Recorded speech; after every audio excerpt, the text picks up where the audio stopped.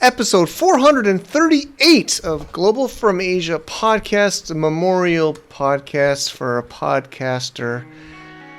And maybe one day when I'm gone, someone will do a podcast like this for me. Rico is very special, and we're going to do a dedicated podcast remembering Rico.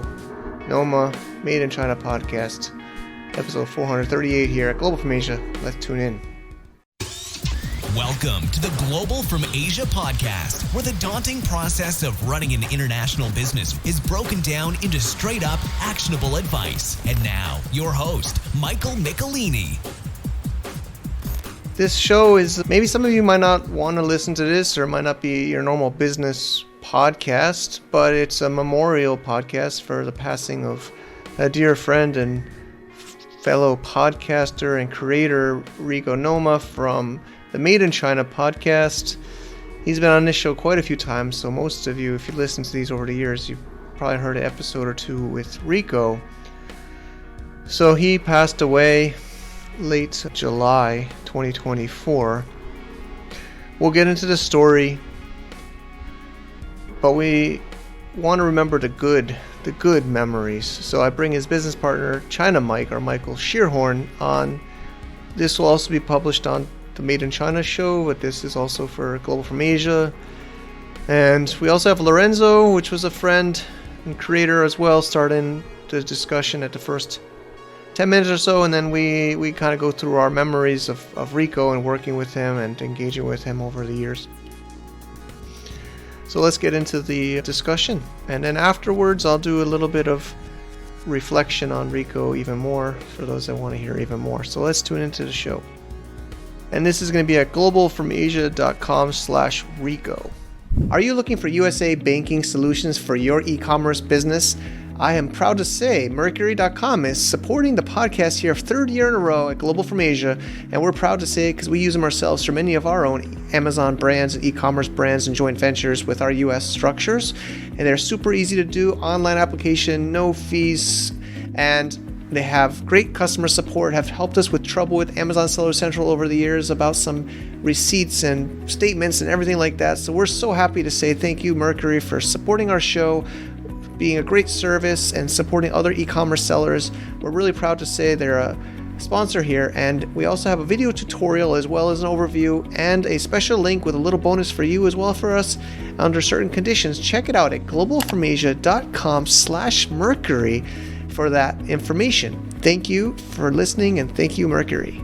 I know both of you guys had great relationships with Rico. You guys both spent considerable amount of time with him in different parts of Asia. Mike, I know you had a really interesting experience when you guys were both working on Enter China. So just wanted to get us all together here and exchange some stories and spread some positivity towards Rico and everything that he brought to us. So yeah, Lorenzo, I'm really interested to hear any stories you have about Rico and anything that you'd want to share. Sure. So first of all, thank you for inviting me. This is really powerful, and I still can't believe what happened to him. He was so young. I met him last September in Manila. But anyways, the way we connected back in 2012, I first went to Hong Kong in China. That's when I first met Nick, Tim, Ryan, all the crew in Hong Kong when we were just starting. And there was a forum for men for traveling and lifestyle. So I did share my views, my stories, my excitement about China over the next 3 to 5 years. So between 2012, 2016, that thread where I was documenting my journey gathered over 2 million views. And that thread was from what Rico always told me, what really inspired him to get his act together and come to Asia. And just like for me, other podcasts like Tropical MBA and later on, Mike's Global from Asia was what inspired me to make the move to Asia. So the first time I met him was at at one of your events, Mike, in 2016 in Shenzhen. And right during lunch, we were sitting on a table. Yeah, cross-border, sorry. We're sitting at a table, and he just sat next to me. I said, "You look familiar." I said, "You look familiar too." He said, "Are you Rico?" I said, "Are you this guy used my name on the forum?" I said, "Yes." "Wow, brother, you're the reason I'm here. You're the one that really inspired me to come here. I can't believe it." And we spent the next hour just chatting over lunch, and we became very close friends. We meet frequently whenever we could. Whenever I was going to Shenzhen, at the time I was living in Hangzhou, when I was doing my visa runs every 2 months, going to Hong Kong, stopping by Shenzhen, I would meet. And yeah, it was good. We had great conversations. And last year, I went to Manila for a visa run. We met at this baller place in BGC. We had dinner with a couple of his friends, and then he invited me to his place at a swimming pool. I sent your Mike some pictures. He invited me on his. I did invite him on mine. I showed me, he had, oh wow. Whenever we're walking in Manila, so you guys know Rico is always very fashionable, always the best guy, even if it's like plus 50 degrees outside. So imagine this guy, he had that and blonde, this black dude, arid blonde, bearded blonde, and he had this massive white husky, almost looked like a wolf. People would stop and say, whoa, who's this guy? Is this guy a celebrity or something? When I came back to left Manila, we stayed in touch. We had some really deep conversation. He opened up to me. And we were even thinking of starting a podcast to inspire men. Because he said, listen, you've been an inspiration to me and I want to do something with you. You're good with podcasting. I'm good with podcasting. Let's collaborate together and create something good and meaningful. I said, let's do it. Last time I talked to him was last April. He was on vacation in Boracay with his girlfriend and her family. That's the last I heard from him. As I said to Mike, about a month ago, I had a deep gut feeling to reach out to him, but for some reason, I was too busy. I didn't make it until last Thursday. I was having my rehearsal for my TEDx talk that another friend from the EC, John Mullen from the UK, he messaged me, said, hey, did you happen to Rico? I said, what happened? And he told me, I couldn't freaking believe it. I still can't believe it because when I met him, he was a very positive guy, very full of life. He was an inspiration. He was very charismatic. You knew every time he walked into a place, you could feel his charisma, bigger than life. He's one of the most charismatic person I met, even before he opened his mouth, just by his stature, by his style, by the way he walked, by his demeanor. It was different in a good way, in a positive and an inspiring way. So from the outside, there was no sign of him having any health issues. And that's makes it even more incredibly surprising and very sad. But the image I remember of them is always smiling, always happy, always joking around, always. He loved bantering, especially if you were close to him. Mm-hmm. I'm sure you can relate to that, Mike, because you were close to him too. I mean, both of you. So for me, it was one of the most inspiring, most charismatic, happy. That's the word, happy. Always having a good word to uplift people around them. That's what I will always remember as him. And it's hard for me to use the past tense. So I'm still going to use, he is a very charismatic person because for me, he's still here. His memory will never go away. Even though we may not see him physically, in spirit, he's always with us. It's not cheesy. I've seen it in my life. When my father passed away, a lot of people that I know passed away, you can still feel the presence. So I can still feel Rico, his laugh, his smile. He had a very peculiar laugh for that, like that. For me, it's still around, man. I'm glad I'm wearing my glasses because I'm getting a bit emotional here. So yeah, it's still hard to talk about. Yeah. Thank you for sharing everything. That's what I can share this time. Absolutely. All right, well, and enjoy your Sunday there. And thanks, brothers. Appreciate you jumping on, Lorenzo. It's nice to see you. Glad you're doing well. And yeah. Let's catch up soon, guys. Especially you, Mike. We've been meant to have a call for a long time. We haven't, but let's do that. All right, Lorenzo. Thank you so much, man. It's great to see you. Take care. Take care. Bye-bye. Bye now. Bye.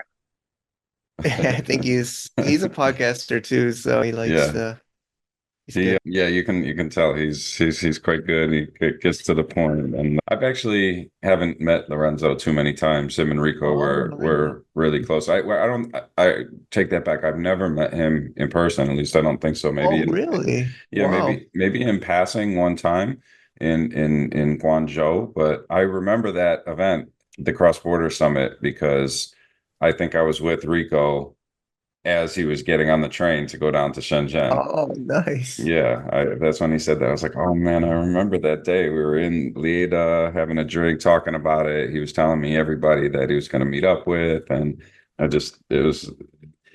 excited to talk to people and get their recollection and like these moments that meant the most to them because it's going to recall a lot of, I was going to bring back a lot of memories and different situations I've had with him that I'm not even thinking about yet. It Yeah, might have slipped. But what about you, Mike? When did you meet Rico and how did you guys kind of start becoming friends? I know you've done quite a few podcasts with Rico. You had the Enter China experience together, so you guys have done quite a bit, but I'm interested to hear from you kind of the trajectory of your guys' friendship. sure. I think it started around 2015 or 16 with the Enter China business. I think Nick had connected us to kind of take the reins for Enter China and help manage and grow that business, that community.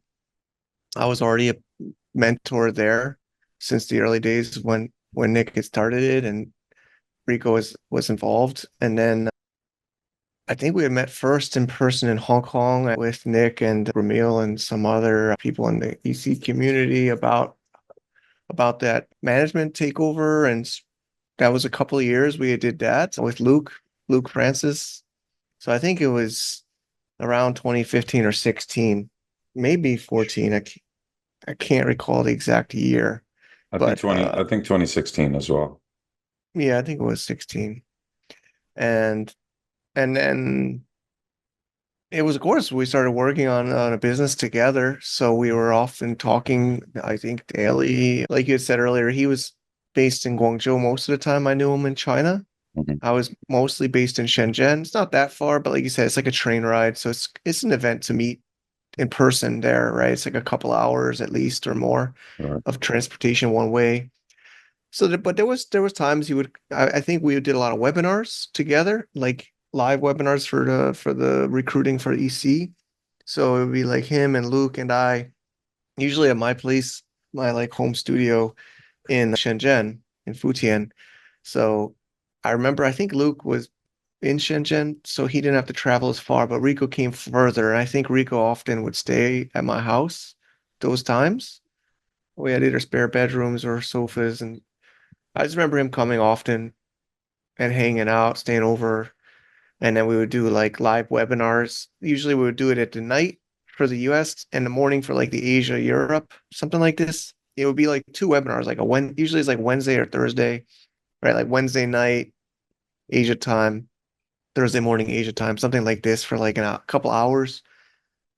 And it was intense. We would have education. So he would sometimes we would have different people sharing different knowledge, but he would share like about sourcing, right, to the webinar attendees and live, like a live webinar. We worked really hard to make this amazing webinar, like an hour of valuable content. And of course the sales pitch, which was we would pass around the mic and do just live webinar. It was pretty intense, couple hour endeavor twice, evening and morning, overnight. So and of course working with community, and I remember connecting with you from that, and we of course community building, which Rico's great at and I love to do and you're involved with. You start to open up like all these relationships, right? You start meeting these people and learning. And Rico, I remember I think the first time I met him, he says like, "Oh, I'm so amazed to meet you. I listened to your podcast. I came here from Toronto. I was studying, preparing to come here, and now I'm like working with you in this business, and I'm on the podcast." And he was always so humble, right, or respective, right, like I can't believe I know you and I'm working with you, like I'm on the podcast with you. He was very always like studying and learning and growing. I just remember and like Lorenzo I said earlier, he was always well dressed, even if we're gonna do like online work, even if I don't know if Even if there's a the video camera situation on or didn't, not, right? even if the situation might have called for it, he was still looking good, man. Yeah, he's always looking good, right? Like even he's traveling on a train, like I think us, like you or me or most would just come in shorts and like a t-shirt, right? He's coming in like a like kind of like a nice like vest and Fresh pants and shirt. everything. Yeah, fresh shirt, like ironed and prepped. And I was not that. That was not me. I was always. I think most of us were not. So he always stood out. But that was some of my first memories was those webinars for Enter China with him a lot, and then podcasts. And working with different community members and things like that and podcasts together. And we started doing meetups. So, and of course, like the Cross Border Summit was epic because people from all over the various communities entered China and podcast listeners and in the industry came together. The first one was in 2016 too. So I think that 2016 was like kind of like a year of connecting and community discovery. Like even Lorenzo, I don't think I had met him in person then. There was a lot of people just meeting in person for the first time that year, a lot like discovery of people. Yeah. And I mean that shoot, I can't remember exactly when him and I met, but it was right around that time as well. A little before that. I think it was Um, before, yeah, yeah, because you yeah. guys were working together in Source Find Asia. Yeah, I think it's late 2014, 2015 would be the time, but same method through he came to China. I mean, he told me at one point that he was extremely close to getting his Canadian citizenship. So he had lived in Canada for forever, years and years, and he was under a year, I believe, away from becoming a Canadian citizen. But he said that from watching Nick and Tim and following these guys in Asia and just wanting to go and be an entrepreneur, he said, I can't wait any longer. There's just no way. Wow.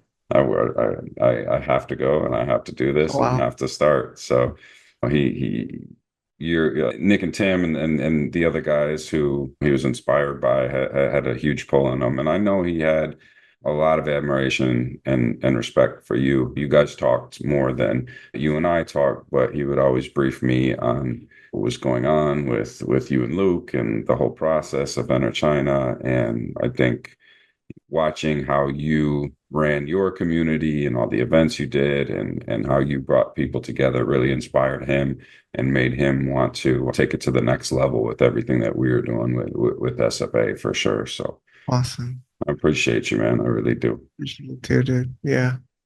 Yeah. So yeah, some of my other highlights, that was kind of the beginning. And then yeah, like he started really becoming like a leader. Like I think you were working with SFA. I mean, the Enter China stuff transitioned out. I think I don't know how long that was where we were actively managing it or partnering in it, but it was like it was a phase, right? It wasn't forever. So it was like a phase. But I saw him grow at SFA and yeah, like he really loved the podcast, right? He wanted to do video podcasts and webinars and community and course and services and sales processes and SOPs and then I remember a lot of regular calls and of course we had so many podcasts on the Global from Asia show and on a Made in China pod and I just remember I guess another big milestone was yeah he moved down to the Philippines right from China and I was moved out to Thailand actually I think we met me first time in Thailand in Chiang Mai here at a coffee shop almost remember the day and I don't know when that was, 17, 18. Mm. Actually, there's the other crazy story with us where I don't know, there was meetups here, Yeah, and then we yeah, had that meetup, and then you spun off the bike yeah. That was after. awful. But yeah, That was the horrible. sourcing roundtable or something like that. Yeah, The there little was that meetup series. events I that think we it was did. Rico and you were talking about getting those series going, and I think he had asked me or you had asked me to come out, and I did, and then yeah, there was that horrible situation where bike incident, but I don't know if we want to get into that here. But yeah, so I think a lot of us are moving out of China, right? In later 20 teens, like 17, 18, 19. So I had come to mass exodus of all those people that were in China that started to spread out, go back home. Most of us, I feel, moved to other countries in Southeast Asia, but yeah, it was wild at one point just looking up and hardly anybody was everybody's around leaving. anymore.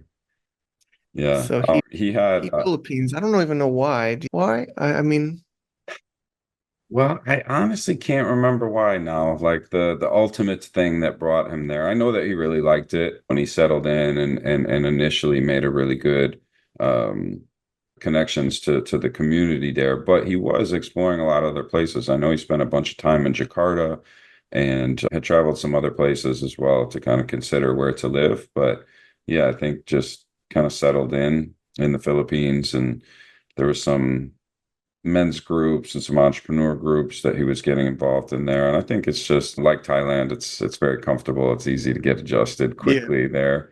Yeah. And then COVID hit and Yeah. So another, I guess, yeah, before we get to COVID. So my memory, one of my really strong memories was I was in Manila at the same time as him for the early 2020. I came down just before COVID, and he had just, I think he had just recently moved there, 2019 or so, because I was working with an aggregator and all these Amazon investor businesses, so Alpha Rock, and he was there. I think he worked with them, I think, yeah, I as was a gonna say client. that was a client, Alpha Rock. Yeah. So I was a partner there through one of my brands joining, and then so we were hanging out, and I remember this one epic Saturday, like even with Lorenzo just on, he was sending pictures. I mean, Rico, like he was set like a day for podcasts, right? Like I Yeah. don't know, like I think this is gonna be a great show, but if he does these shows, it'll be like let's do it like hours, like in depth, and so yeah, he's like, oh, let's just set a Saturday. Well, I think he treated me or whatever, and he had the cameras, he had all the lipo mic, clip-on mics, we had food, but it was like January, February 2020. I think I could send a link. It was like a two-part video series, like talking about. He also liked to talk not just about business, but like life, the lifestyle, right? Like he Of liked the course. lifestyle. And we spent like, I don't know, like a whole afternoon in early 2020 in Manila, recording in person, recording with, he had the DSLR camera on a tripod and the clips and the different camera phone angles. And yeah, yeah. So that, I even use that as an image that time as in my blog. I have my personal blog at mikesblog.com/Rico. And I used that picture from that day. But yeah, it was just before COVID. We had no idea what was coming, right? We thought that was maybe the worst of it, or just because it was like around March. I think it was March that we did that, early March, right before the huge crack flight stops and everything in mid-March. But yeah, I just remember that and in those days in early 2020. But the lockdown was hard on everybody, but I think it was also hard on Rico, to be honest. I remember, I mean, we all had trouble, but yeah, he was there. I mean, it was a crazy time. Yeah, Just I think it was especially hard for him because you're talking about his presence and the effect he had on people at these meetups. And I think that was a really big part of Rico's life and his energy was getting to meet up with everybody yeah, he loved meeting people. and have those check-ins and have those sit downs and being out there and isolated him a little bit and maybe didn't have access to the same type of friends and colleagues as before. So I know that that was extremely tough. But yeah, he loved making content. He loved it, man. Really Yeah. gonna miss doing the pod with him. He was always the steady voice on the pod. It was Rico's pod. I was just along for the ride. And it was his baby, it was his brainchild. We talked, that's how we connected. I was looking for people to potentially join and take over SFA at the time. I started to get pretty heavy into to the basketball business, and Yeah, I remember. I didn't want to give up SFA and all these great contacts I had. So I was looking for somebody to join up with, and I met a bunch of people. I think I at least a dozen people I met up with to consider for it. And once I met Rico, it was just a no-brainer because we had one of those talks. We met up, but I don't know if you remember Guangzhou that well, but Xinguo Lu in Lieda was the spot for a long time. Now, if you go there, if anybody who had been there before, if you go, it's almost unrecognizable. No, none of those Mm-hmm. places are there anymore. But at the time, it was awesome. I mean, you could go out any time of the night, any day of the week until 4 a.m. and it was lined with people.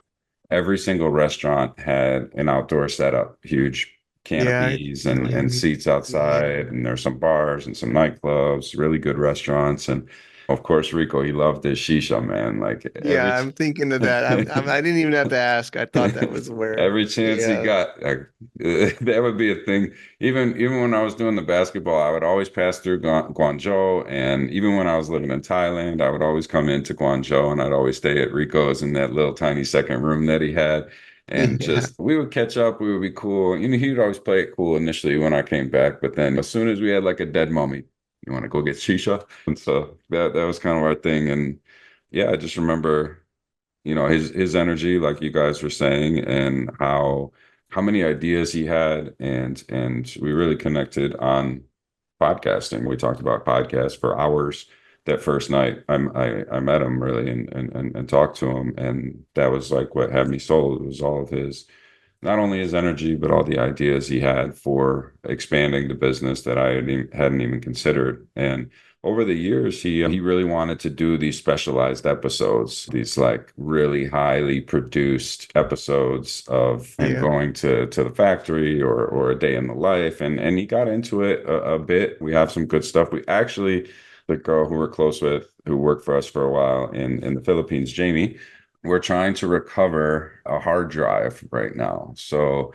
one of the guys who did all of our editing back in the day, he hasn't worked with us for a while. He got a job and stopped working, but apparently he has this hard drive with all kinds of photos and videos and recordings Wow.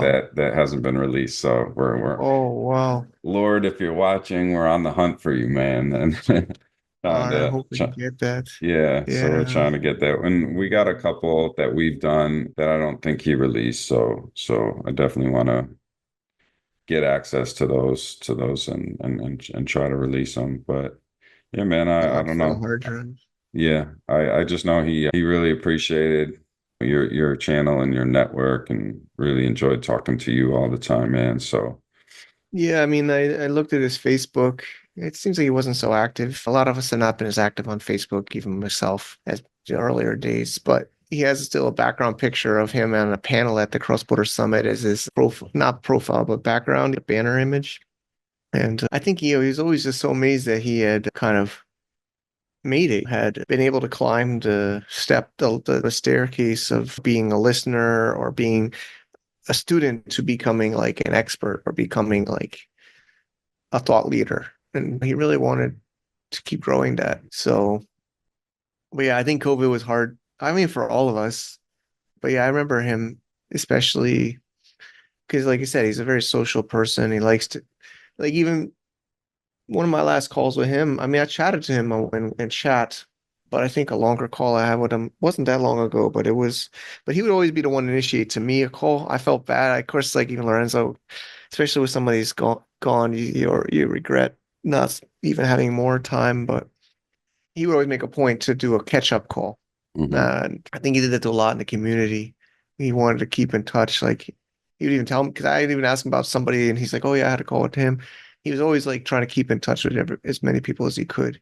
And it wasn't just like a. I think for me, I'm more. I don't want to say it, but I don't have. I don't know how to say it, but I don't have such like long calls with people. Like I usually kind of keep it a little bit more short, but he liked to have the longer in-depth calls. Like I remember, I think the last call I had with him, maybe in June, maybe was I because I remember even walking between. I was a phone call, voice call on WhatsApp, but I was from one coffee shop. I walked to another one to meet my wife and kids, and we're still talking in the mall. Like it was like a long one, right? He goes through like a lot of updates, like personal and business, and brainstorming, and ideas, and yeah, his birthday is the day after mine, Is it? but we're like one day apart birthday. So we'd always keep in touch on our birthdays for each other. And yeah, yeah, Rico, man. I mean, anyway, yeah, so yeah, but I think after COVID, right? Like it's just been hard for all of us. I see this often on my show. It's still not really back to normal, in my opinion, right? I mean, yeah, there's no more like lockdowns and vaccine shots everywhere, but at least travel's kind of somewhat back to normal, but it's still not like it was before Right. COVID, right? And especially not in China, right? Mm-hmm. I went in February and March, and it was moving. It was China, but it was extremely different than I remembered, and so few foreigners. I was almost shocked at in Yeah. going through Guangzhou and Shanghai. Just you still have foreigners there, but nothing like. I mean, I couldn't go one day in Zhujiang Newtown without seeing a foreigner. Every time I walk down the street every time I went to the metro, every time I went to get food. And this time I could go hours without seeing another foreigner. It was really intense. But yeah, man, I know what you're saying about that regret and that feeling like, what if I could have done more for if I would have picked up the phone? I mean, that's something that I'm dealing with really heavily. I think this is helpful to talk to other Yeah, people, it's good. but I don't even know that I've fully even accepted what's happened. I mean, I have, but fully dealt with it. I think I should say, because it's just been so many different things that I've had to do since it happened. The communication with Yeah, his family and his best friend and Jamie, and handling everything that's going on in the Philippines, handling what's going on with the staff and clients, as well as just my day-to-day stuff. But I definitely have these moments where, because I mean, even for me recently, not as much in the past month or two, but I'd say in like the last 6 months, I personally have been dealing with a lot. And sometimes when he'd call, it would be tough, but sometimes I'd just be like, "Man, I gotta get back to you." I'd send him a message like, "I gotta call you back." And yeah, I'm sitting with that a lot because yeah, it was like you said, he'd really get in his bag when he got on the phone. Like he wanted to yeah, talk. exactly, He wanted to talk. There exactly. were updates, business updates, life So updates. many. I talked to Michelini. He's got to give me all the Yeah, Michelini yeah, updates. it's And the don't get him updates. started on football, man. If we started talking about Manchester United, like I'd never get off the phone. And he's calling me at his night when he's chilling, Yeah, watching something on TV, and I'm trying to get my day going. But it's I know. that's a tough thing to not have those opportunities back, man. So it's good to talk to you and Lorenzo and just share some of the positive stories about Rico for sure. Yeah, he had a positive effect, right? I mean, I mean, it's not like I'm looking hard, but I think most everybody had a really good experience working with him and relationships with him. I mean, the comments I got when I posted about it on my socials was, I was of course shocked, but also just like nice person, kind, all positive, right? Like, Yeah. so I try. I have kids. My kids, I talk about, there's been actually like a few deaths lately in our network. Yeah, I try to say like he lives on in our heart, right? The people that he touched in a way has somewhat been, I don't know the right word, but like gives me a little bit of push to work harder or to do a little bit more, right? Thinking about him not here and I have to, I live on with it, right? And a little bit think about what Rico would do in in that choice that I'm dealing with at that moment, right? Like I think about that sometimes now. I hear you, man. Yeah, I feel the same way. This hasn't been very long, obviously, but the whole experience has been extra motivation for me and extra encouragement that if I am having these moments where, okay, am I gonna do this or not, whatever it is, going to the gym or having a call or finishing some mundane task that I've been procrastinating on, I'm trying to use him and his situation as motivation to get through it for sure.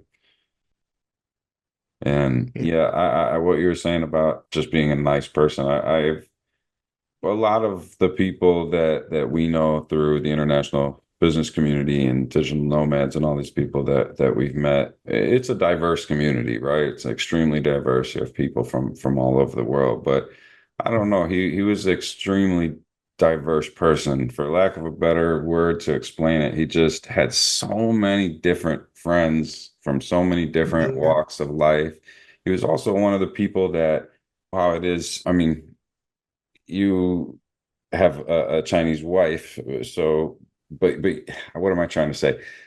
It wasn't always easy for foreigners sometimes to deal with Chinese, right? Whether that's Chinese Mhm. employees or the factories, there's big cultural differences, and the Western philosophy dealing with Chinese people is not always easy. Rico was amazing dealing with Chinese people. And even there were my employees too, or thinking about situations I had with previous employees. I really learned so much from him about patience, man. Like this dude Yeah. was master patience. Like these situations that would happen with our That's the word. employees, I would have like there's no way I could have made it through that. There's no way I would have dealt with it, or I would have dealt with it swiftly, and it would have been a disaster. But he really was such a patient dude, and he really harvested some incredible relationships with some of the Chinese people who, I'm not trying to be disrespectful, but I don't know if I would have given them much of a second thought. But because Rico spent so much time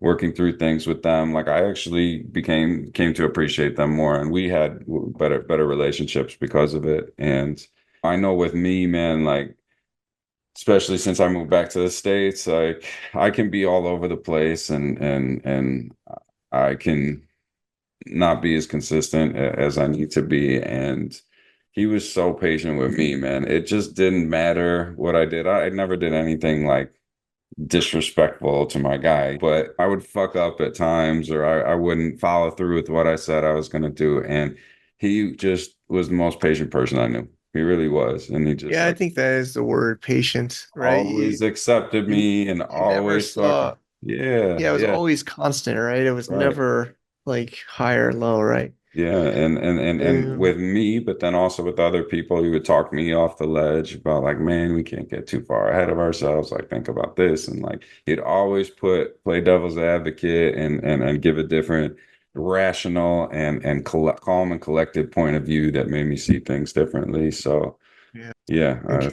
that's Yeah, one no, of I the would things. agree. Yeah, I think we'd all agree with that. Like, especially like you said, especially with China business, right? Especially, I mean, any business, or especially any internationally, or so, especially China, right? You could never see him get up like raised. Like it was always like constant. Yeah.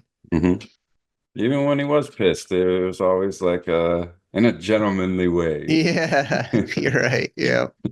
That's great, man. Awesome, man. I just want to say one more thing. So I you we you reached out when everything happened, and you told me that, I don't know if I suggested or you suggested that we get on a pod, but I've said that to quite a few people. So I'm hoping to have more conversations about Rico. So I'll get into a lot of different things. But yeah, I was also just thinking, my experience in Lusaka. So he invited me to go. Did I went to Africa with him?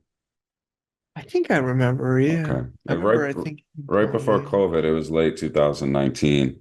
He took me to his family's house in Lusaka, and we went and saw his family's farm. And like he went out one day, and like I was there helping his family to prepare dinner, and I ate with his dad one night and Wow. became really close with his best friend Tien's out there. It was amazing, man. And I don't know. I just really That That's is, such yeah, a I remember that. dynamic friendship with him. And Awesome. Yeah, I mean, I'm saying we got to try to remember. I remember when my grandmother passed when I was a younger, and I was sad about it. But my parents and my family, we had like a kind of like a. It wasn't like mourning. It was more like I hate to say celebrate, but it was like a dinner. We had this big buffet after the funeral, and everybody was not happy, but we're trying to think of the good, right? My right. dad told me like think of the good, think of the good. And I think especially Rico wants us to think of the good, enjoy our life, enjoy our time with our loved ones, and yeah. So I'm sure he's happy for us, and I'm so sure he's so amazed that we're doing this memorial for him, and I'm sure the others that you talk to be great memories for him. It'll be amazing. Yeah, man, I can't wait. I'm looking forward to catching up with people and hearing more stories and sharing good memories. So yeah, Mike, I appreciate you, man. Thanks for everything. And Appreciate it. Yeah, I I know. hope I hope we can get on again and have another Yeah, pod. And if I get a hold of the archives, I'm definitely gonna the let you archives. know. Well, we got Lorenzo's got one now Yeah, too. yeah, I maybe put there's all some mine more. online. I don't. I should even try to track down every. I mean, they've all been published, but it's got to be like 10 or more. Between Rico and me and the shows we've done. I I, I put a few in my personal blog update, but there was just too many. There's so many, and I think about it for myself too. Like, I mean, I think that's the amazing thing about making content online, right? I mean, he'll be remembered in all that content that he's made, right? And help people. I'm sure there's gonna be people that listen to some of his shows that he's made and get some inspiration without even knowing he's gone, right? I mean, to me, it's stoic, right? It's like kind of beautiful, right? Like he's gonna still be able to touch people and help people even though he's not physically here. And that's why I also try to inspire people to make content and share your knowledge, share your experience, because you'll be able to do it. You'll be able to help people even after. And this is an example, right? I mean, he's touching people even now, so it's amazing. Yeah, It's man. beautiful. And you're a huge part of that. Just like he told you when he met you in 2012, you were a big Yeah, inspiration for him making that move and making this content. So awesome. again, man, Great. just appreciate you so much. Appreciate it too, Mike. All right. Well, yeah, like you said in that the GoFundMe update, which thanks everybody that chipped in for that, for Absolutely. sure. Yeah, But you had to guide up the updates were nice that you shared, and then the hugging the loved ones, right? Like use this as an excuse, another reason to go and hug your loved ones and appreciate them. Make those calls or meetings or talks that you need to have. So, all right, buddy. Well, yeah, again, think of the positive, the good memories, the good times, the good inspirations, and use that to continue to grow. definitely. All the best, Mike. All right, Mike. Thank you too. Save the date. Cross Border Summit 2024 is coming back. 2023's was epic. Never got such great feedback in all of our events. Cross Border Summit 2024, we're planning already a year in advance. Save the date. November 14th and 15th will be the core event, but of course, it is a full week of amazing things. There's pre-events, post-events, workshops, trainings, elephant sanctuaries. We have a lot of amazing things here in Chiang Mai, Thailand again. So I would love to see you there. We've already pre-sold some tickets to previous people. We will be opening up tickets soon. Subscribe to get updates at 2024.crossbordersummit.com. Also check out videos and testimonials from last year as well as all of our years. We did them in China, and this will be our 6th one. It will be great to meet you there and network and make some great relationships. I can't wait. November 2024. Well, Rico, we love you, man. I hope you're looking down from us, giving us some positive vibes. We're giving you positive vibes. Death, we don't know. We all have our speculations of what happens after we die. There's various religious ideas and concepts and beliefs. So I'll let you have your own. But he's not going to be forgotten. Rico is a special guy. He's going to live on. Honestly, it's been about a month now, and he's living on inside of me. I've thought about him more than normal. I wish I had talked to him more. Wish I'd done more with him. Can remember some times I could have spent more time with him and was busy or not available. So we just got to appreciate every day we have. Every day above ground is a good one. I know we a lot of times have bad days, hard days. We have to appreciate the days that we have. But Rico will not be forgotten. Rico has been inspiring me. I remember he was coming on the show for the first time. I think it was 2016, and he was so honored and he's so hardworking, and he took risks and he made things happen. So I hope this inspires you to do positive things, to be positive, to take action, to live the best that you have each day you're here. And even though we might have a bad day, appreciate the days that we have. Appreciate the people around us. Be grateful. I learned that a lot during COVID. We had some shows talking about gratitude. We have to be grateful. Of course, we all want more of this as human nature, to want and desire. I think that's just built into our DNA. But we have to appreciate what we have. We all are very blessed to be here, to be able to listen to this or watch this podcast. But Rico will be remembered. Thank you if you donated to GoFundMe. And let's wrap it up for now. globalfromasia.com/Rico.